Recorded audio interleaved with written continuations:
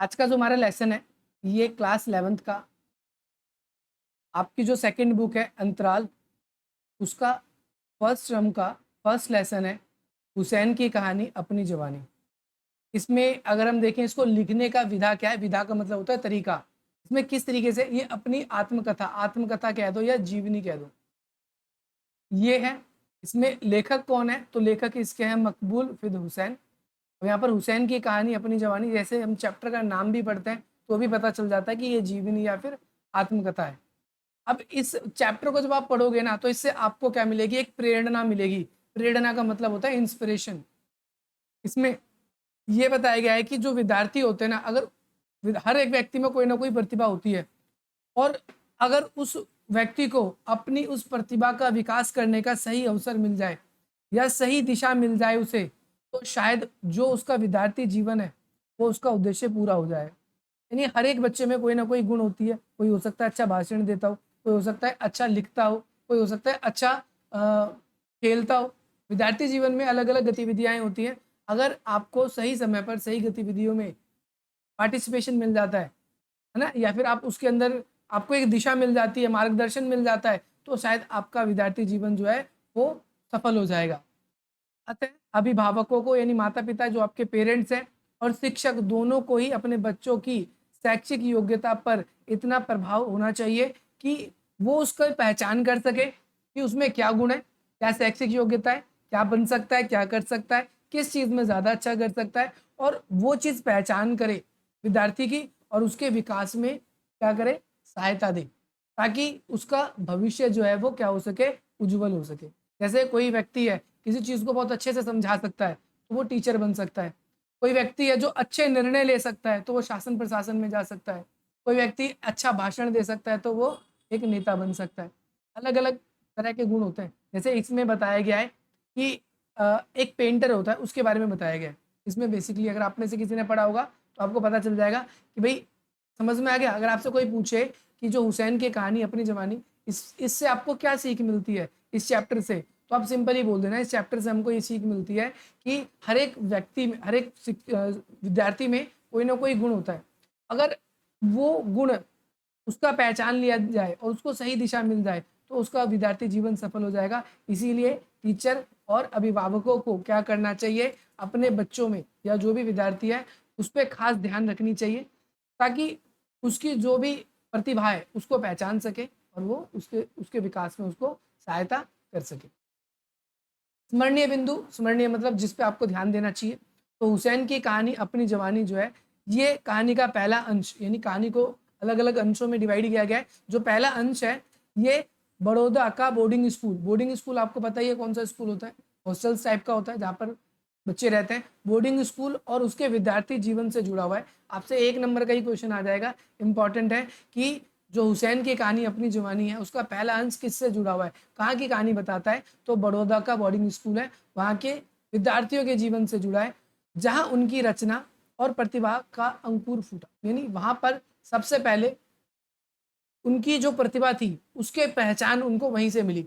सबसे पहले आपसे पेपर में क्वेश्चन भी आता है कि जो हुसैन जी थे उनकी प्रतिभा का सबसे पहला नमूना कैसे पता चला, कहाँ से पता चला, तो जो है बोर्डिंग स्कूल था बड़ौदा का, वहां पर से पता चला। वहां पर उनकी जो प्रतिभा थी सबके सामने आई। अब आपके मन में सवाल आ रहा होगा कौन सी प्रतिभा थी, तो अभी आपको इसका उत्तर मिल जाएगा। दूसरा अंश जो है इसका यानी रानीपुर बाजार का है, जहां पर हुसैन ने अपने पारिवारिक व्यवसाय को स्वीकार करने की अपेक्षा की। यानी दूसरा अंश इनका कहाँ मिलता है, हुसैन जी के जो प्रतिभा थी वो रानीपुर बाजार में, इनका पारिवारिक व्यवसाय होगा, उस व्यवसाय को उन्होंने अपनाने से मना कर दिया। जनरली क्या होता है, पहले ज़माने में ऐसे ही होता था, अधिकतर लोग कुछ भी करें चाहे पढ़े लिखे, अंत में वो अपने परिवार का जो काम होता था ना वही ज़्यादातर करते थे। शिक्षा लोग इसलिए लेते थे ताकि उनका मानसिक विकास हो सके, ताकि इसका क्या हो सके, मानसिक विकास हो सके। आगे बात समझ में ये नहीं आई। किंतु वहां भी हुसैन के अंदर का जो कलाकार है उन्हें चित्रित करता रहा। जो उनके अंदर का कलाकार है वो उसे बाहर निकलने के लिए थोड़ा सा प्रेरणा देता है। अतः हुसैन के पिताजी ने अपने बेटे के हुनर की पहचान करी और रोशन ख्याली में हुसैन को एक महान चित्रकार बना दिया। देखो भाई, बेसिकली जो हुसैन जी थे वो कौन थे, एक चित्रकार थे। और किसने इसकी कला को पहचाना? तो उसके पिताजी ने, कि भाई अपने बेटे के जो हुनर थे उसको पहचाना और फिर उसको एक आगे चलकर एक बड़ा चित्रकार बनाने में मदद मिली जिससे। फॉर एग्जाम्पल आप भी अपने जीवन में हो सकता है कुछ करना चाहते हो, लेकिन आपके जब घर से आपको वो सपोर्ट नहीं मिल पाएगा। अगर आप अपने सपोर्ट के बिना अपने सपनों को फिर पूरा करने में कहीं ना कहीं रह सक जाओ, हो सकता है आप पीछे रह जाओ। इसके बारे में यहाँ पर बताया गया है, दादाजी की मृत्यु के बाद हुसैन जो थे वो थोड़े से सैड हो गए और जिसकी वजह से वो क्या करते थे, दादा के कमरे में ही बंद रहता था और उनके बिस्तर में ही सोता रहता था, वहीं पड़ा रहता था। इस तरीके से हुसैन को इस तरीके से गुमसुम रहने के कारण उनके जो पिताजी थे उन्होंने उनको बोर्डिंग स्कूल भेज दिया कि वहाँ पर जाएगा, टाइम टेबल से उठेगा, टाइम टेबल से स्कूल जाना होगा, टाइम टेबल से खाना मिलेगा। अब भाई बोर्डिंग स्कूल में उसके मकबूल के 6 मित्र बने। मकबूल उनका बचपन का ही नाम है, ठीक है भाई। 6 दोस्त बने। अब भाई यहाँ नाम याद रख सकते हो तो नाम जरूर रखना, मोहम्मद इब्राहिम, गौहर अली, इसके बाद में अरशद, हामिद कंबर, हुसैन, है ना, अब्बास जी अहमद, अली अहमद फिदा और अख्तर आदि, ये कुछ इसके दोस्त थे।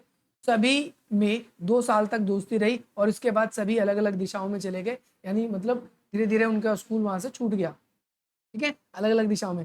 2 साल की नज़दीकियों में तमाम उम्र भर दिल में वही रह, उनकी जो 2 साल तक उन्होंने साथ बिताया समय। जैसे हमारा एक दोस्त है वो भी हॉस्टल में रहा है, खास दोस्तों में, तो वो जब भी मिलता है ना बचपन में मतलब जब भी अपने बचपन की हम सब बातें आपस में शेयर करते हैं कि हम बचपन में ऐसा करते थे। जैसे कि मैंने अभी थोड़ी देर पहले आपको एक किस्सा बताया था अपने स्कूल का कि हमने किस तरीके से स्कूल पढ़ा था, स्कूल में क्या क्या सिचुएशन देखी थी। तो वो भी बताता था कि यार हमारे यहाँ पर हम हॉस्टल में रहते थे, सुबह सुबह उठा देते थे, है ना, वार्डन अगर उठता नहीं था तो खाना भी नहीं देता था, फिर उठना ही पड़ता था, अपने कपड़े खुद धोने पड़ते थे। इस तरीके से 2 साल तक जो साथ रहे, क्योंकि एक परिवार की तरह रहते हैं फिर वो वहाँ पर, क्योंकि कोई और तो होता नहीं, ना बात करने के लिए, ना लड़ने के लिए, ना खेलने के लिए, तो वो ही उनका परिवार होता है और वो चीज़ें उनके दिल में बैठ गई।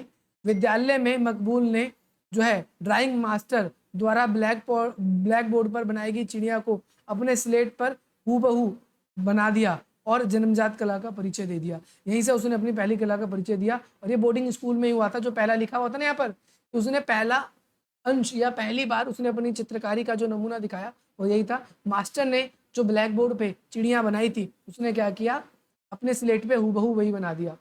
अब दूसरा अंश आपको रानीपुर बाजार में मिला, है ना, बताया गया रानीपुर बाजार में मिला, और उसमें क्या बताया गया, उसमें ये बताया गया कि उन्होंने अपने परिवार का जो भी काम था उस काम को अपनाने से उपेक्षा कर दी, मना कर दिया कि जी हम तो ये नहीं अपनाएंगे। बाजार में चाचा जो है आपका मुराद अली की दुकान पर बैठकर उसका सारा ध्यान ड्राइंग और पेंटिंग में रहता था। वह दुकान पर बैठे आने जाने वाले लोगों का चित्र बनाता रहता था।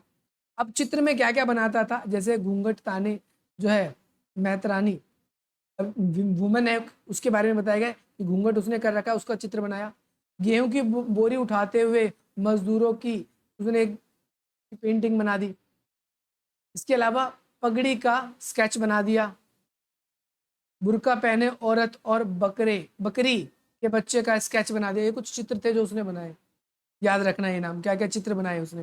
पेपर में आ सकता है कि उसने अपनी परिचय रानीपुर बाजार में जो उसने अपना परिचय दिया किस चीज़ का, अपनी प्रतिभा का, तो किस प्रकार से दिया, तो आप यही बातें लिखोगे कि भाई उसने ये चीज़ बनाई थी। और दुकान में आने जाने वाले या सामने से गुजरने वाले लोगों का वो स्केच बना देता था। एक बार जो है आपका सिंहगढ़ फिल्म का पोस्टर देख के मकबूल ने ऑयल पेंटिंग बनाने का विचार आया। एक पोस्टर देखा किस फिल्म का, तो ध्यान रखना है फिल्म का नाम क्या है, सिंहगढ़ फिल्म है। उसको देखकर उसने ऑयल पेंटिंग बनाने का डिसाइड किया। उसने अपनी किताबें बेचकर ऑयल कलर खरीदे और अपनी पहली पेंटिंग बनाई। ये पेंटिंग देखकर पिता ने पुत्र को गले से लगा लिया, भावुक हो गया थोड़ा सा पिताजी, और उन्होंने कहा जा सिमरन जी ले अपनी जिंदगी। और इसके बाद उसको अपनी जो जन्मजात प्रतिभा थी उसको आगे बढ़ाने का मौका मिल गया और उसके पिताजी जान गए कि पढ़ाई लिखाई इसके लिए ज़्यादा फायदेमंद नहीं है, ये अच्छा कलाकार बन सकता है। और देखो इवन अगर आप ऐसा करते एक जगह पर आपने अपनी बुक्स बेच दी और आप कुछ अपने लिए खरीद के ले आए, तो आपकी मम्मी पहले सीधा चपाट से चाटा मारेगी, बोलेगी पढ़ने लिखने का काम नहीं, पेंटिंग बनाता है ये किताब कॉपी बेच दी अपनी, आपकी फिर खैर नहीं है। लेकिन यहाँ पर उनके पिताजी ने देखा और ऐसा हो भी सकता है अगर आप में अच्छी गुणवान योग्यता है, शायद आपके पिताजी या माता भी ऐसा कर सकते हैं, ऐसा नहीं है। लेकिन बट यहाँ पर हम क्या देखते हैं कि उनके पिताजी ने उन पुत्र को गले से लगा लिया, तो पिताजी ने भी उनकी जो वो कला थी उसको एक्सेप्ट कर लिया, हम ये कह सकते हैं। एक बार इन जो है इंदौर के सरफरा बाजार जो है यहाँ पर लैंडस्केप बनाते समय, लैंडस्केप आपको पता है फोटो के लिए इस्तेमाल हुआ है, बनाते समय बेंद्रे साहब से मुलाकात हुई और फिर दोनों लैंडस्केप पेंट करने लगे। मकबूल ने एक दिन बेंद्रे को अपने पिता से मिलवाया। बेंद्रे ने मकबूल के काम पर उनसे बातें की, मतलब काम के बारे में उनके पिता से बातें करी उसने। मकबूल के पिता ने बम्बई से विंसर न्यूटन ऑयल ट्यूब और कैनवास मंगवाए थे, ये सब बेसिकली पेंटिंग के लिए बनवा रहे थे, और उनके बेटे के लिए बहुत सारी पुरानी मान्यताओं को नज़रअंदाज कर दिया और अपने बेटे को ज़िंदगी में रंग भरने की इजाज़त दे दी। यानी अपने बेटे को जो है पेंटिंग या जो चित्रकारी है उसमें आगे करियर बनाने की परमिशन दे दी।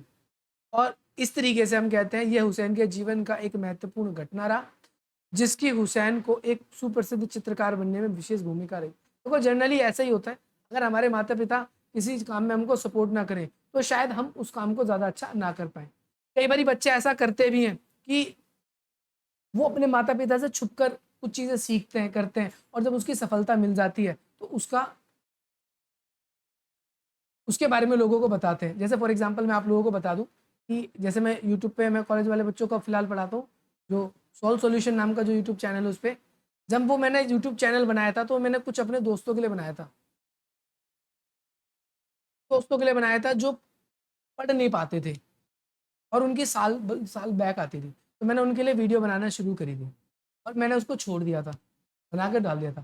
फिर मुझे कुछ दिनों बाद पता चलता है, मुझे यूट्यूब से मेल आता है कि मेरे 10,000 सब्सक्राइबर हो गए। कुछ ही वीडियो डाली थी मैंने ज़्यादा नहीं, 2-3 सब्जेक्ट की 20-30 वीडियो डाली थी और फिर मैंने छोड़ दिया था। फिर मुझे मेल आता है वहाँ से कि 10,000 सब्सक्राइबर मेरे हो गए।